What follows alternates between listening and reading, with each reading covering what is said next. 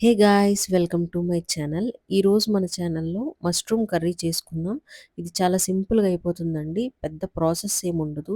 మనం దీంట్లో కాజు పేస్టు, లేదంటే నువ్వుల పేస్టు ఏమీ ఏయకుండా జస్ట్ సింపుల్ ఇంగ్రీడియెంట్స్‌తో చాలా సింపుల్‌గా చేసేసుకోవచ్చు.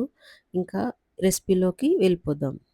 సో, ఫస్ట్ మష్రూమ్స్‌ని మనం క్లీన్ చేసుకోవడానికి ఒక బౌల్‌లో వాటర్ పోసి, వాటర్ బాగా మరిగేంత వరకు బాయిల్ చేసుకోవాలి.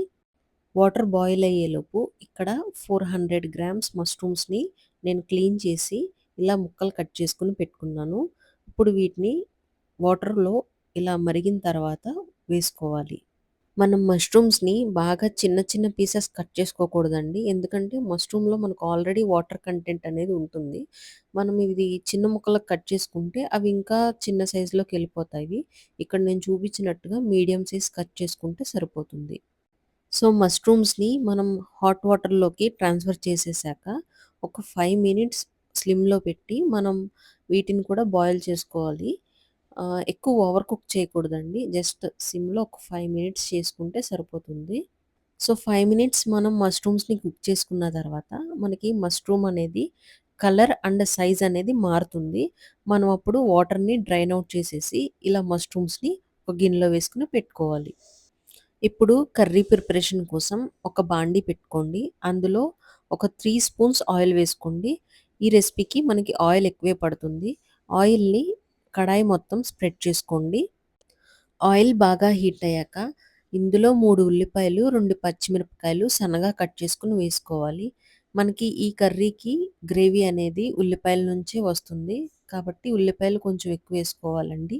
ఉల్లిపాయల్ని ఒక 5 మినిట్స్ వేగాక ఇలా కలర్ చేంజ్ అయ్యాక ఇందులో మనం అల్లం వెల్లుల్లి పేస్ట్ ఒక స్పూన్ వేసుకోవాలి. అలాగే ఇందులో కొంచెం కరివేపాకు వేసుకోండి. ఇప్పుడు అల్లం వెల్లుల్లి పేస్టు, ఉల్లిపాయలు బాగా మిక్స్ అయ్యేలాగా కలుపుకోండి. అల్లం వెల్లుల్లి పేస్టు మనకి పచ్చి వాసన పోవాలి. అలాగే ఆనియన్స్ కూడా మంచి గోల్డెన్ కలర్‌లోకి వచ్చేంత వరకు ఉల్లిపాయల్ని వేపుకోవాలి. ఉల్లిపాయలు బాగా వేగాక ఇందాకడ మనం పక్కన పెట్టుకున్న మష్రూమ్స్‌ని దీంట్లోకి ట్రాన్స్‌ఫర్ చేసుకోవాలి.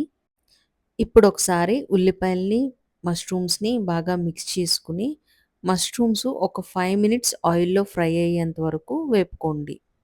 మష్రూమ్స్ మనం 5 మినిట్స్ నూనెలో మగ్గించాక అవి కొంచెం సాఫ్ట్ అవుతాయి. ఇప్పుడు ఇందులో చిటికెడు పసుపు, టేస్ట్‌కి సరిపడా సాల్ట్ వేసుకోండి. అలాగే 1 స్పూన్ కారం, 1 స్పూన్ ధనియాల పొడి వేసుకోవాలి. మీరు మష్రూమ్ కర్రీ ఎప్పుడు వండినా కారం అనేది మీరు రెగ్యులర్‌గా వేసుకునే దానికంటే కొంచెం తగ్గించి వేసుకోండి. ఎందుకంటే మనకి మష్రూమ్ కర్రీలో కారం చాలా తక్కువ పడుతుందండి. ఒకవేళ మీరు లాస్ట్‌లో మళ్ళీ కారం చూసుకొని అడ్జస్ట్ చేసుకొని వేసుకోవచ్చు. కానీ ముందు మటికి వేయకండి. ఇప్పుడు నేను చూపించే ఈ మష్రూమ్ కర్రీతో మనం మష్రూమ్ సమోసా కూడా చేసుకోవచ్చు. చాలా టేస్టీగా ఉంటది. అది నేను ఇంకొక వీడియోలో చేసి చూపిస్తాను. వేసుకున్న మసాలాలు బాగా కలుపుకున్నాక, కూరలో ఒక చిన్న టీ గ్లాసుడు వాటర్ పోసుకొని, మూత పెట్టుకొని 10 మినిట్స్ మగ్గించుకోవాలి. 10 మినిట్స్ తర్వాత మష్రూమ్ కూడా మెత్తగా కుక్ అయిపోతుంది. అలాగే కర్రీకి గ్రేవీ కూడా తయారవుతుంది. ఇప్పుడు లాస్ట్‌లో మనం కొంచెం గరం మసాలా వేసుకొని, మళ్ళీ ఒకసారి మిక్స్ చేసుకొని, ఒక 5 మినిట్స్ సిమ్‌లో పెట్టుకొని మగ్గించుకోవాలి. లాస్ట్‌లో ఒక హాఫ్ లెమన్‌ని కూడా స్క్వీజ్ చేసుకొని వేసుకోండి.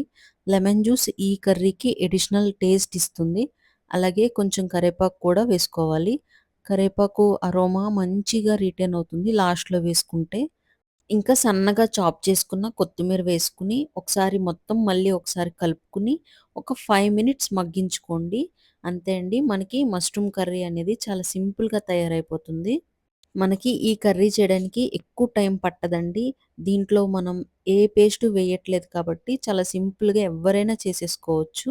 మీరు ఒకసారి మీ ఇంట్లో ట్రై చేయండి. రెగ్యులర్‌గా కాకుండా నేను చెప్పినట్టు ఇలా చేసి చూడండి. మీరు చాలా లైక్ చేస్తారు ఈ రెసిపీని. ఈ కర్రీతో మనం రైస్, పరాటా, పుల్కా ఇలా ఏ రెసిపీతో అయినా ట్రై చేయొచ్చు. చాలా టేస్టీగా ఉంటుంది. మీరు కూడా ఒకసారి మీ ఇంట్లో ట్రై చేసి నాతో షేర్ చేసుకోండి కామెంట్ సెక్షన్‌లో. అలాగే మీకు నా వీడియోస్ నచ్చినట్టయితే లైక్ చేయండి.